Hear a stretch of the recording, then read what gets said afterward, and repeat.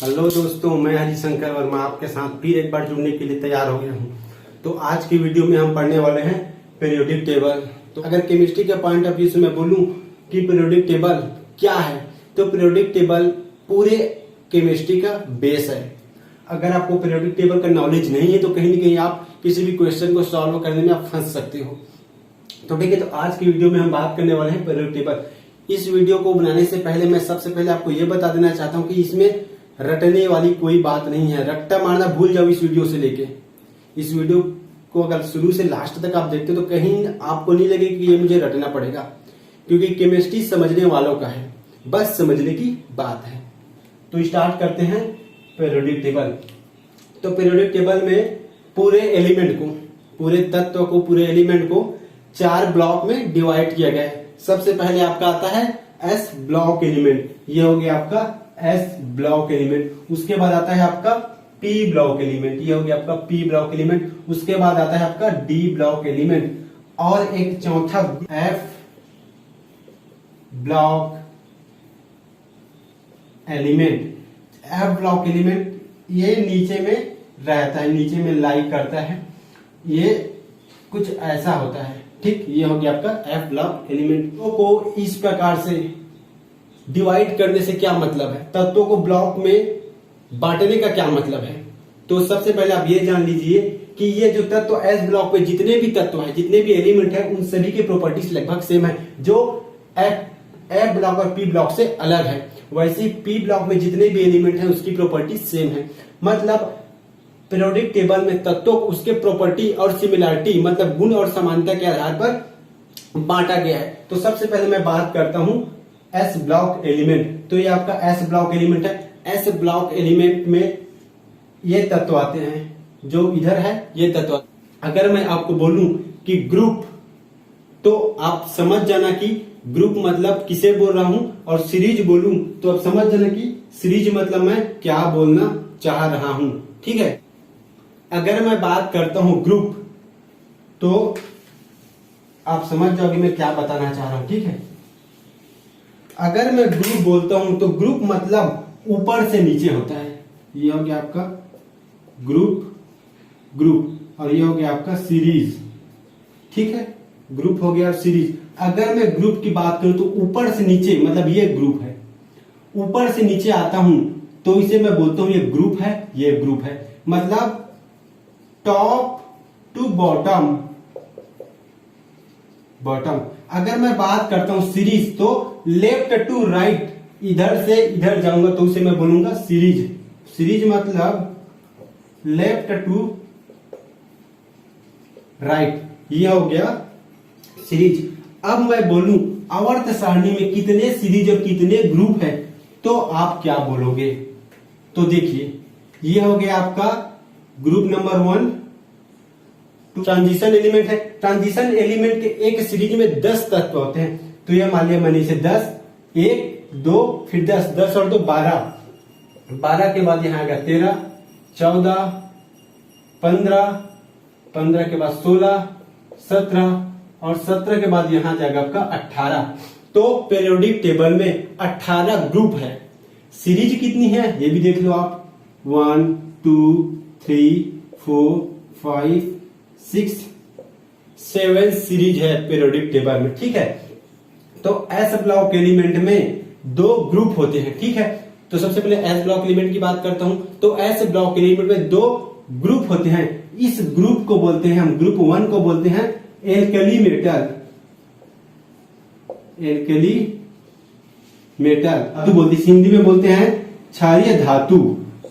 ठीक, और जो ग्रुप 2 होते हैं उसे बोलते हैं एल्कली अर्थ मेटल। हिंदी में इसे बोलते हैं क्षारीय मृदा धातु। यह है आपका क्षारीय मृदा धातु। ठीक, तो ग्रुप 1 को बोलते हैं क्षारीय धातु, ग्रुप 2 को बोलते हैं क्षारीय मृदा धातु, एल्कली मेटल और एल्कली अर्थ मेटल। ठीक है, तो यह हो गया आपका एस ब्लॉक एलिमेंट। अब मैं बात करता हूं पी ब्लॉक एलिमेंट। तो पी ब्लॉक एलिमेंट में कितने ग्रुप है ये देखो 1 2 3 4 5 6। पी ब्लॉक एलिमेंट में 6 ग्रुप है, ठीक है। ये पी ब्लॉक एलिमेंट में 6 ग्रुप है। तो ग्रुप नंबर 13 देखिए, group number 13 carbon, group number 13 boron से स्टार्ट हो रहा है। 14 कार्बन, 15 नाइट्रोजन, 16 ऑक्सीजन, 17 फ्लोरीन और 18 जो है नियॉन से, ठीक है। तो मेन ग्रुप एलिमेंट बोलते हैं इसे, पी ब्लॉक एलिमेंट को हम मेन ग्रुप एलिमेंट भी बोलते हैं। इसमें अगर ये ग्रुप बोरॉन से स्टार्ट हो रहा है तो इसे हम बोलेंगे बोरॉन फैमिली, बोरॉन फैमिली, ठीक है। अगर कार्बन से स्टार्ट हो तो इसे हम कार्बन फैमिली, नाइट्रोजन से स्टार्ट हो तो इसे हम नाइट्रोजन फैमिली, और फ्लोरीन से स्टार्ट हो रहा है तो इसे हम हाइड्रोजन फैमिली कहते हैं। ये आपका हाइड्रोजन फैमिली है। और इस वाले जो ग्रुप है ये जो 18 नंबर का ग्रुप है उसे हम बोलते हैं इनर्ट गैस, इनएक्टिव गैस, निष्क्रिय गैस। उसे निष्क्रिय गैस इसलिए बोलते हैं क्योंकि वो स्टेबल होता है, ना उसे किसी से मतलब है, ना उसे किसी को इलेक्ट्रॉन्स देना है, ना किसी से इलेक्ट्रॉन्स लेना है। वो बोलते हैं मैं अपने आप में मस्त हूं, मुझे किसी से कोई मतलब नहीं है, तो वो स्टेबल रहता है, ठीक है। तो अब मैं बात करता हूं डी ब्लॉक एलिमेंट के, ठीक है। तो डी ब्लॉक एलिमेंट में 10 तत्व होते हैं। डी ब्लॉक एलिमेंट में एक सीरीज में 10 तत्व होते हैं, ठीक है। तो इसकी 3 सीरीज होती है, 1 2 और ये 3, ठीक है। तो डी ब्लॉक एलिमेंट में 3 सीरीज होता है, उसे 3D एलिमेंट, 4D एलिमेंट और 5D एलिमेंट बोलते हैं, ठीक है। तो ये हो गया आपका डी ब्लॉक एलिमेंट। और एफ ब्लॉक एलिमेंट मैंने आप बताया कि इसकी 2 सीरीज होती है ऐसे, और इसकी एक सीरीज में 14 इलेक्ट्रॉन्स होते हैं, इसमें भी 14 इलेक्ट्रॉन्स होते हैं। इसके 2 सीरीज होते हैं और दोनों में आपके 14 एलिमेंट होते हैं। एफ ब्लॉक एलिमेंट में 2 सीरीज होते हैं और दोनों में 14 एलिमेंट होते हैं, ठीक है। तो ये तो हो गया आपका नॉर्मल इंट्रोडक्शन, ठीक है। अब मैं बात करता हूं कि एस ब्लॉक एलिमेंट और पी ब्लॉक एलिमेंट के बीच में डी ब्लॉक एलिमेंट को क्यों रखा गया। अगर लोग चाहते तो एस ब्लॉक एलिमेंट, फिर पी ब्लॉक एलिमेंट, फिर डी ब्लॉक एलिमेंट रख सकते थे। उसका नहीं रखने का सबसे बड़ा कारण यह है कि जो डी ब्लॉक एलिमेंट होते हैं उसमें एस ब्लॉक एलिमेंट की भी प्रॉपर्टीज और पी ब्लॉक एलिमेंट की भी प्रॉपर्टीज पाया जाता है। दोनों में कहीं ना कहीं सिमिलरिटीज देखने को मिलती है, इसीलिए एस ब्लॉक और पी ब्लॉक एलिमेंट के बीच में डी ब्लॉक एलिमेंट को रखा गया है। और डी ब्लॉक एलिमेंट को इसी कारण से ट्रांजिशन एलिमेंट भी कहते हैं। ये हो गया आपका ट्रांजिशन एलिमेंट। ट्रांजिशन एलिमेंट को हिंदी में संक्रमण तत्व भी कहते हैं। क्या बोलते हैं इसे? संक्रमण तत्व, संक्रमण तत्व, ये ठीक। अब आता हूं मैं इसके कुछ ऐसे कॉन्सेप्ट जो आप रटे होंगे, पर आपको रट्टा मारने की जरूरत बिल्कुल भी नहीं है। तो सबसे पहले मैं बात करता हूं कि आपने सुना होगा, क्या सुना होगा आपने? 2 8 8 18 18 32 32, ये आपने सुना होगा। तो आप मुझे बताइए, ये 2 8 8 18 18 32 आपने रट्टा मारा है कि आपने समझा है? अगर रट्टा मारा है तो बुरी बात है, अगर समझे तो बहुत अच्छी बात है। अगर रट्टा मारा है, समझना चाहते हो तो समझ लीजिए, ठीक है। तो देखिए, अगर मैं ग्रुप 1 की बात करता हूं, ग्रुप 1 की बात करता हूं तो ग्रुप 1 में कितने एलिमेंट है? ये हो गया 1, ये हो गया 2। ग्रुप 1 में ये हो गया ग्रुप 1, और ग्रुप 1 में कितने एलिमेंट है? 2। ग्रुप 2 में 1 2 3 4 5 6 7 8, ये हो गया आपका 8। ग्रुप 3 में 1 2 3 4 5 6 7 8, यहां आ गया आपका 8। अब देखिए ग्रुप 4 में कितने तत्व है? 1 2 3 4 5 6 7 8, ये हो गया 2 प्लस 6 प्लस 8 हो गया अपने पास। अब मैंने आपको बताया कि डी ब्लॉक एलिमेंट के एक सीरीज में 10 एलिमेंट होते हैं, ठीक है। तो ये 3D सीरीज है जो स्कैंडियम से जिन तक होता है। तो मैंने इसको इसलिए कंप्लीट नहीं की कि लास्ट में आपको ट्रिक बताऊंगा कि 3D एलिमेंट है, जो 3D ब्लॉक एलिमेंट है और जो 4D एलिमेंट है 5D एलिमेंट है इसको कैसे हम ट्रिक के माध्यम से याद रख सकते हैं। ना ही इसे आपको रट्टा मारने की जरूरत है और ना ही इसको किसी भी प्रकार से छोड़ने की जरूरत है, आपको पढ़ना पड़ेगा क्योंकि ये बहुत ही इंपॉर्टेंट होता है। ठीक है, तो ये तो हो गया एक सीरीज में कितने तत्व होंगे 10। ठीक, तो कितना हुआ 2, 6 और 10, ये हो गया आपका 18। वैसे इसमें भी देखो 2 और 6 8 और 8 और 10 18, तो ये तो हो गया आपका 18। ठीक, अब बात करता हूं मैं 32 कहां से आया, तो मैं बता देना चाहता हूं कि 32 भी इसी प्रकार से कुछ आया है। देखो 2 तो हमें पता है, ये हो गया आपका 2, वो हो गया आपका 6 और ये हो गया आपका 10। मैंने आपको ये बताया था कि जो एफ ब्लॉक एलिमेंट है वो 2 सीरीज होता है, तो उसका पहले सीरीज यहां से स्टार्ट होता है, इसको हम बोलते हैं लैंथेनाइड, और इसका दूसरा सीरीज यहां से स्टार्ट होता है, इसको हम बोलते हैं एक्टिनाइड। ये हो गया लैंथेनाइड, ये हो गया एक्टिनाइड। लैंथेनाइड में भी 14 एलिमेंट होते हैं और एक्टिनाइड में भी 14 एलिमेंट होते हैं, क्योंकि आप ही समझ सकते हो। देखो ये है बेरियम, बेरियम में कितना है इसका एटॉमिक नंबर 56, उसके बाद आ जाता है आपका हाफनियम, हाफनियम का 72 है। ठीक है, 72 से 82 तक ये है, ये आपका 10 हो गया। 72 से 82 ये आपका 10 हो गया। 104 से 114 ये हो गया आपका। तो आप बताइए 88 से लेके 104 और 56 से लेके 72 के बीच में कितने एलिमेंट है। यहां भी 14 एलिमेंट है और यहां भी 14 एलिमेंट है, तो वो जो 14 एलिमेंट है वही एफ ब्लॉक एलिमेंट के 2 सीरीज का एलिमेंट है।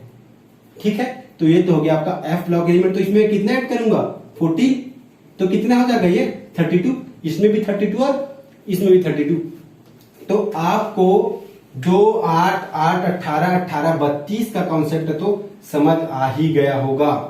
ठीक है, आपको 2 8 8 18 18 32 का कॉन्सेप्ट समझ आ गया होगा, इतना मैं उम्मीद करता हूं।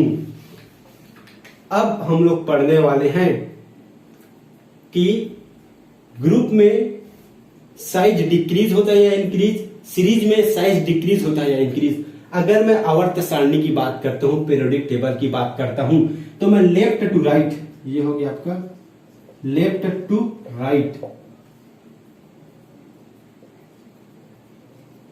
लेफ्ट टू राइट मतलब यहां से यहां जाता हूं, तो क्या होता है साइज कम हो जाता है, डिक्रीज हो जाता है, कम हो जाता है साइज।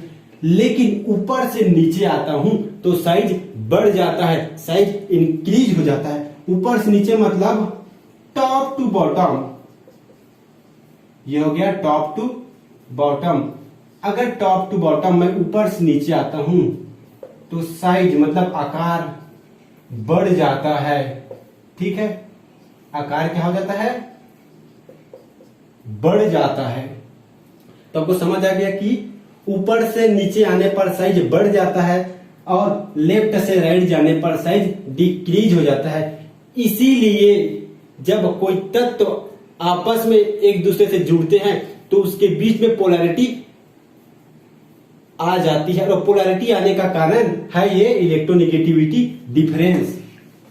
तो HCl को हम लोग कैसे लिखते हैं, ये हो गया HCl, ये यहाँ पास H प्लस और Cl माइनस, क्योंकि इसका साइज बड़ा है इसका साइज छोटा है, साइज इसका बड़ा है साइज इसका छोटा है, उसके कारण छोटे साइज के कारण ये इलेक्ट्रॉन्स को अपनी ओर अट्रैक्ट कर लेता है। इसके कारण इसमें आ जाता है आपका नेगेटिव चार्ज और जिसमें आ जाता है आपका पॉजिटिव चार्ज। तो ये तो हो गया इलेक्ट्रोनेगेटिविटी। ठीक, अब मैं बात करता हूं, मैं अब ग्रुप में भी जितने एलिमेंट हैं उसको एक बार आपके सामने रिप्रेजेंट कर देता हूं, आपके सामने बता देता हूं कि उसको कैसे बोलना है, कैसे हम लोग उसका यूज करते हैं। ठीक है, तो सबसे पहले मैं बात करता हूं मेन ग्रुप एलिमेंट या फिर पी ब्लॉक एलिमेंट। तो इसमें क्या आता है, सबसे पहले boron, carbon, nitrogen, oxygen, fluorine, neon, aluminium, silicon, phosphorus, sulphur, chlorine, argon, gallium, germanium, ये हो गया आपका आर्सेनिक, सेलेनियम, ब्रोमीन, क्रिप्टॉन, ठीक, indium 3, antimony, tellurium, iodine, xenon. इसमें सिर्फ ये 3 इंपॉर्टेंट है, ये 3 को आपको जानने की जरूरत है। ठीक है, ये 3 क्या है, ये आ जाएगा आपका लेड, ये है आपका बिस्मथ, ये है आपका पोलोनियम। ठीक, तो यहां तक तो हम लोग पहुंच गए। ठीक है, अब देखते हैं हम लोग की आपने ये तो जानते होंगे कि ऑक्टेट रूल क्या होता है। ऑक्टेट रूल के अनुसार किसी भी एटम के आउटर मोस्ट सेल में 8 इलेक्ट्रॉन्स होना चाहिए, चाहे वो शेयरिंग ऑफ इलेक्ट्रॉन्स हो चाहे खुद का इलेक्ट्रॉन्स हो।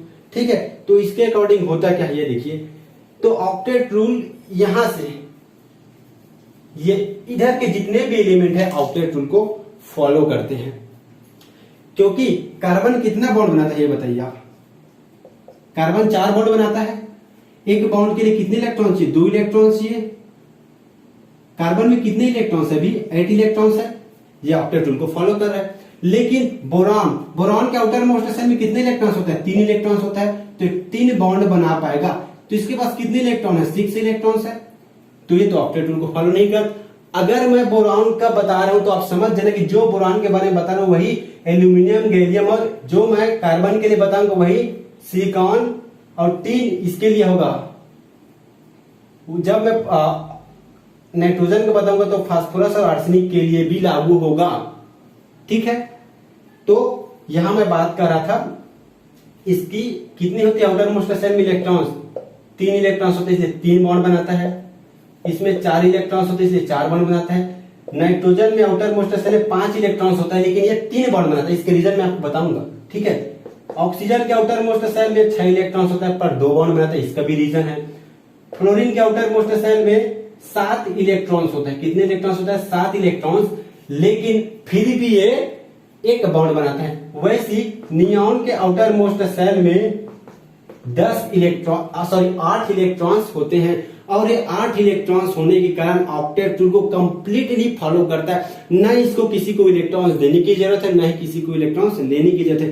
तो जो ये वाला जो फैमिली है इसका ऑक्टेट ऑलरेडी कंप्लीट रहता है, इसीलिए इसको ना तो किसी के इलेक्ट्रॉन्स देने की जरूरत है और ना ही किसी से इलेक्ट्रॉन्स लेने की जरूरत है, इसीलिए ये इनएक्टिव।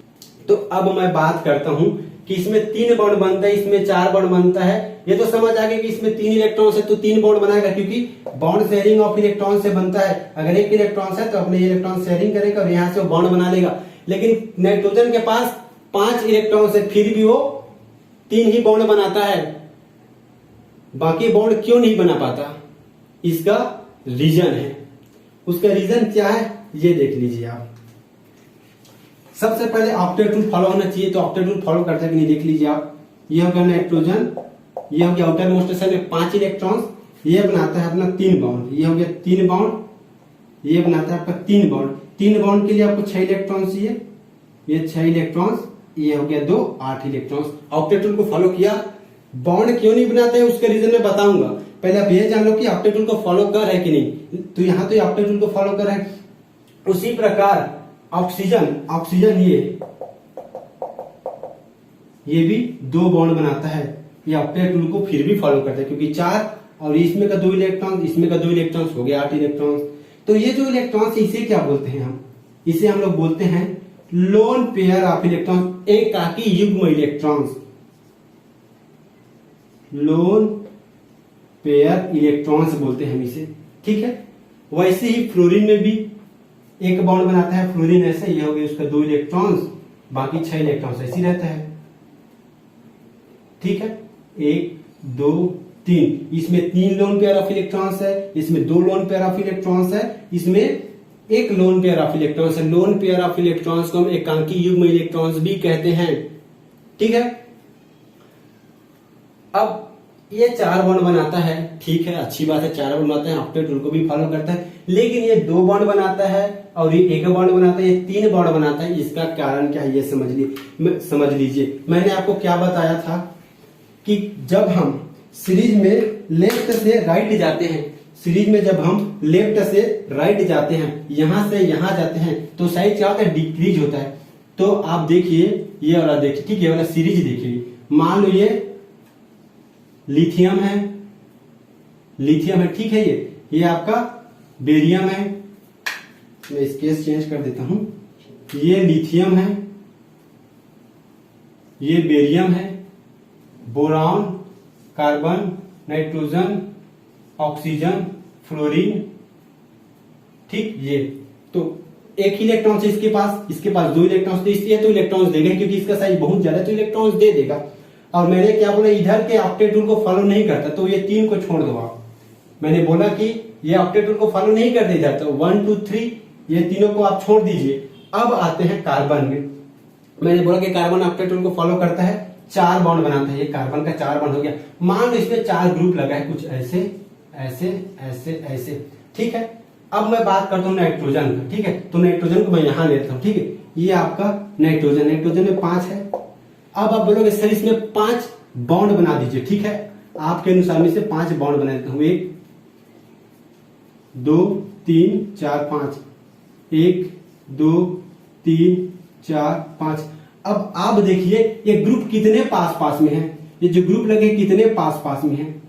पास पास में होने के कारण ये बहुत ही स्टेरिक रिपल्सन होती है, इसके बीच में बहुत ही ज्यादा रिपल्सन होता है। रिपल्सन होने के कारण ये 5 बॉन्ड नहीं बनाते, 3 ही बॉन्ड बनाता है, ताकि ये ऑक्टेट रूल को भी फॉलो करे और एक स्टेबल शेप में रहे। स्टेबल शेप मतलब स्टेबल आकृति में रहे, ठीक है।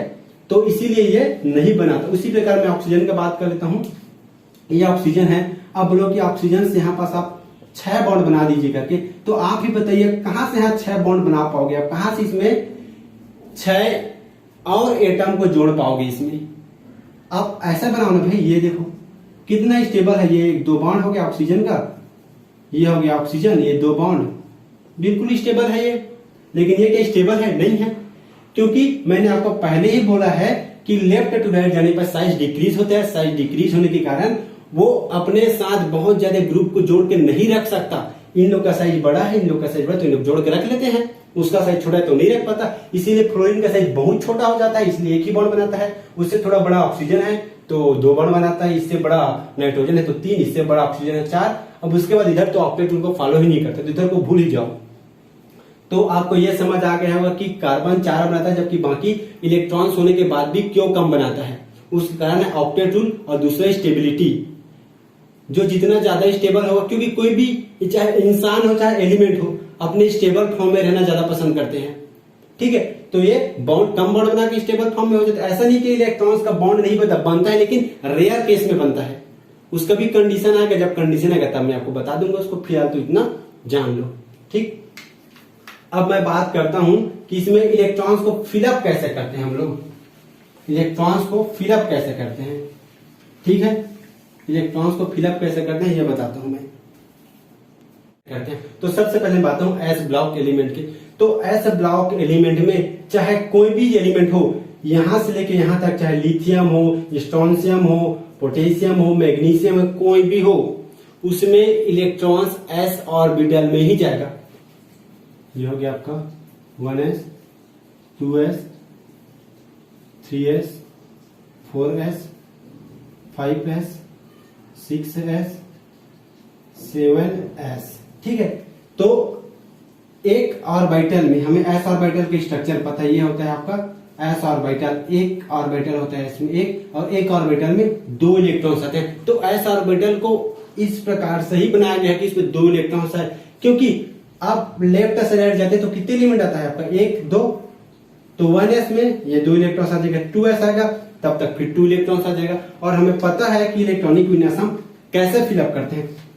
सबसे पहले 1s आता है, 2s 2p 3s 3p 3d 4s। हमें पता है कि s ऑर्बिटल में सिर्फ 2 इलेक्ट्रॉन्स ही फील कर सकते हैं हम लोग, 2 इलेक्ट्रॉन्स ही फील कर सकते हैं।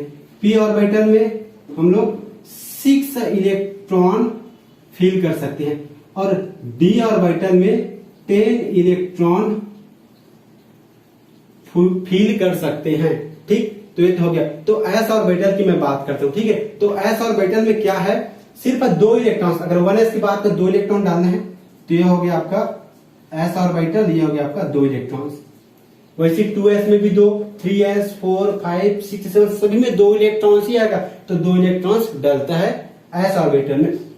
अगर आपको कोई पूछ दे कि कैल्शियम के लास्ट इलेक्ट्रॉन्स कौन से ऑर्बिटल में जाएगा, तो एकदम टेंशन लेने की जरूरत नहीं। बस आप देखो कि कौन से सीरीज में है। सीरीज नंबर 5, ऊपर से ग्रुप नंबर 2, 5s के सेकंड नंबर के इलेक्ट्रॉन्स आता है, ठीक है।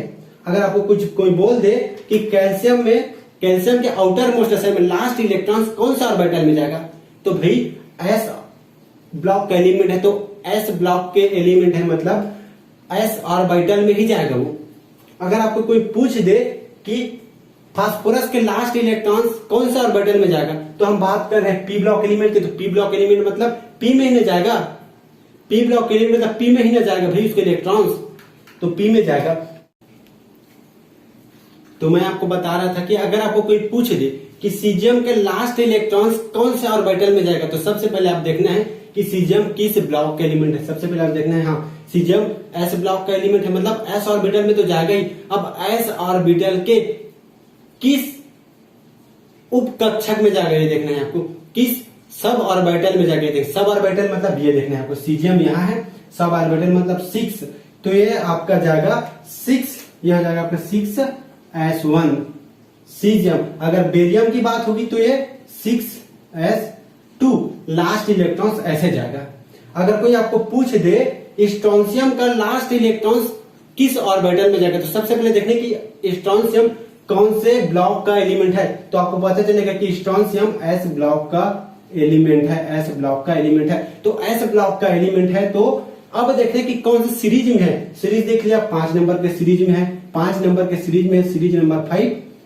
तो अब देखिए कि सीरीज नंबर 5 के ग्रुप 1 का एलिमेंट है या ग्रुप 2 का एलिमेंट है। अगर ग्रुप 1 का एलिमेंट होता तो 1 आता, ग्रुप 2 का एलिमेंट है स्ट्रोंशियम देख लो आप, ये हो गया ग्रुप 2 का एलिमेंट है, तो यहाँ आएगा आपका 2।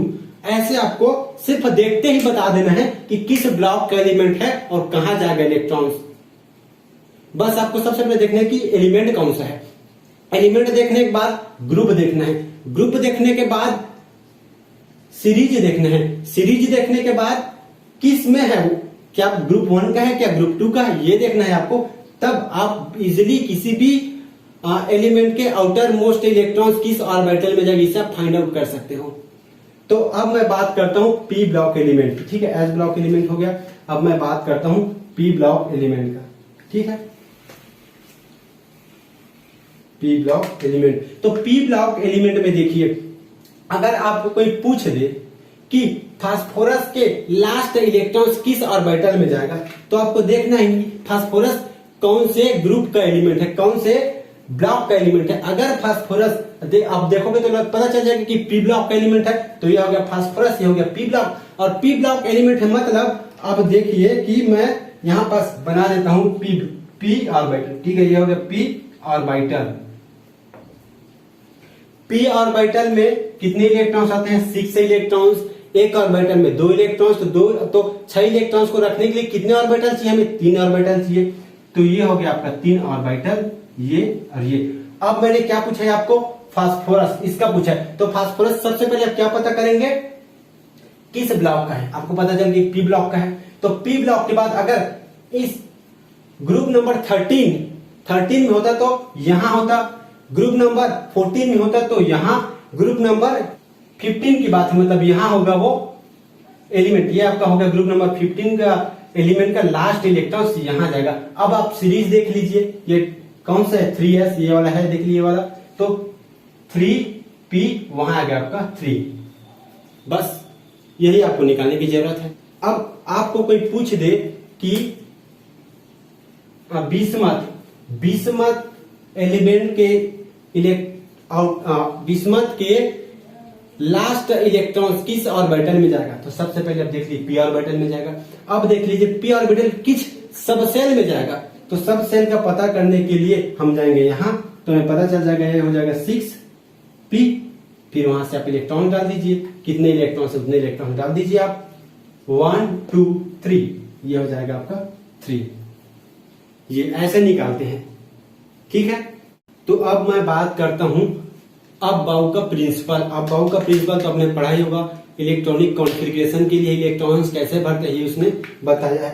तो आपको अगर उसके बारे में नॉलेज नहीं होगा तो आप गलत फिलअप कर दोगे। जैसे कि हमें ऐसा लगता है कि ऐसे होगा कि 1s 2s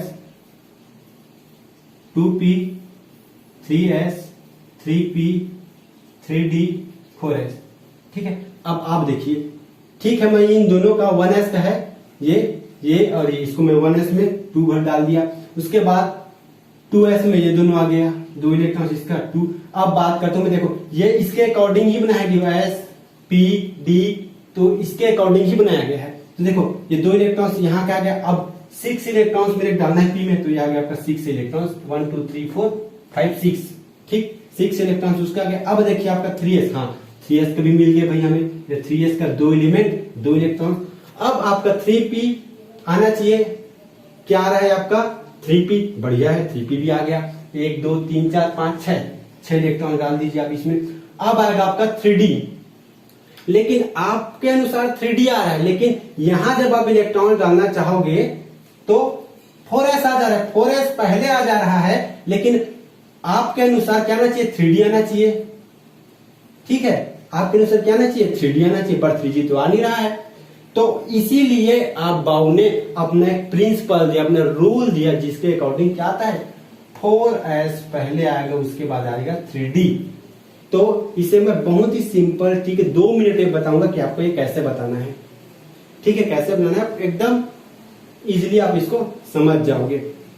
तो ये तो हो गया यहां तक। अब मैं बात करता हूं डी ब्लॉक एलिमेंट में कौन कौन से एलिमेंट होते हैं, उसको कैसे याद रखना है। तो अब मैं इसे पूरा मिटा दे रहा हूं, ठीक है।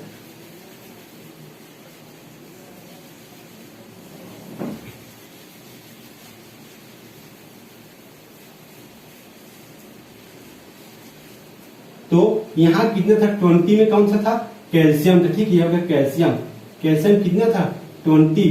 अब मैंने बोला था कि 21 से लेके 30 तक होता है आपका 3D डी ब्लॉक एलिमेंट का पहला सीरीज, जिसे हम 3D सीरीज कहते हैं, 3D सीरीज। तो इसमें कौन कौन सा इलेक्ट्रॉन्स होता है वो देखिए, यहां पास आता है आपका scandium, titanium, vanadium, chromium, chromium के बाद आ जाएगा आपका मैग्नीज, मैग्नीज के बाद आएगा आपका कोबाल्ट, सॉरी आयरन, यहां जाएगा आयरन, कोबाल्ट, निकल, कॉपर, जिंक, ये हो गया आपका 30।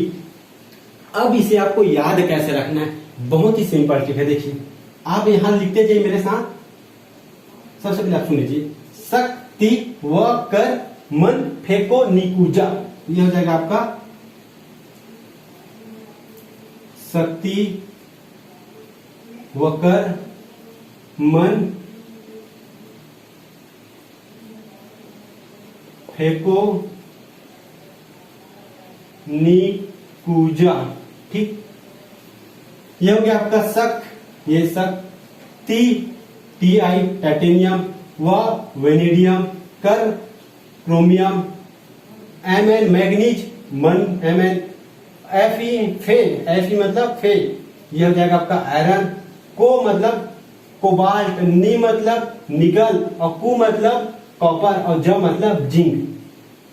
तो मैंने क्या लिखा था, शक्ति व कर्मन फेंको निकुजा, ये तो हो गया आपका 3D सीरीज का एलिमेंट, इसको आप ऐसे याद करोगे। अब मैं बात करता हूं 4D सीरीज का, ठीक है। तो यहां जाएगा आपका 4D सीरीज। तो 4D सीरीज आपका स्टार्ट होता है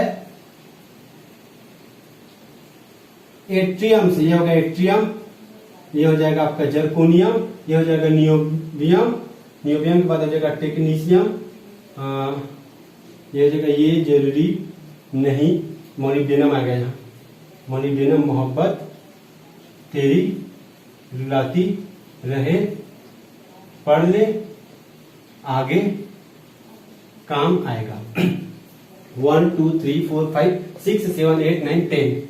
तो इसके लिए आपको क्या याद रखना है, ये देखिए atrium, zirconium, niobium, molybdenum, technetium, ruthenium, rhodium, palladium, silver, cadmium, ठीक। तो इसे याद रखने का ट्रिक मैं आपको बता रहा हूं, ठीक है। तो इसके लिए क्या आएगा, ये जरूरी नहीं मोहब्बत तेरी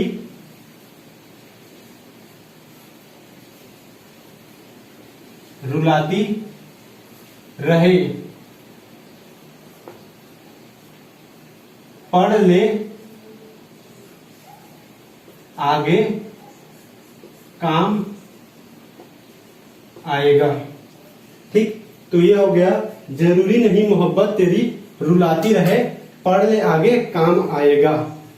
ठीक है, ये मतलब एट्रियम, जरूरी मतलब जर्कोनियम, नहीं मतलब नियोबियम, मोहब्बत मतलब मोलिब्डेनम, टेक्नीशियन का तेरी हो जाएगा, रुलाती आरयू रुथेनियम, रहे RH रुथेनियम रोडियम, पढ़ यह जाएगा आपका पढ़ मतलब पैलेडियम, ले आगे मतलब आगे, मतलब यह जाएगा आपका सिल्वर, और काम मतलब आ जाएगा आपका कैडमियम। तो ये आपको सीरीज याद रखनी है। ठीक है, ये बहुत ही इंपॉर्टेंट है। जब आप ग्रेजुएशन में जाओगे तो इन दोनों को लेके एक चैप्टर है, तो इसमें आपको बहुत हेल्प मिलेगा। तो एक बार और सुन लीजिए, scandium, titanium, iridium, chromium, manganese, iron, cobalt, निकल, कॉपर, जिंक, शक्ति वकर मन फेको निकुजा। ठीक है, शक्ति वकर मन फेको निकुजा। उसके बाद atrium, zirconium, niobium, molybdenum, technetium, ruthenium, rhodium, palladium, silver, cadmium. ये जरूरी नहीं मोहब्बत तेरी रुलाती रहे, पढ़ ले आगे काम आएगा। ठीक, ये आपको याद रखनी है। तो ये तो हो गया यहाँ तक। इस प्रकार मैंने जितना भी इम्पोर्टेंट है पीरियोडिक टेबल को लेकर उतना मैंने बता दिया है। को लाइक, शेयर और सब्सक्राइब करना बिल्कुल भी न भूलें।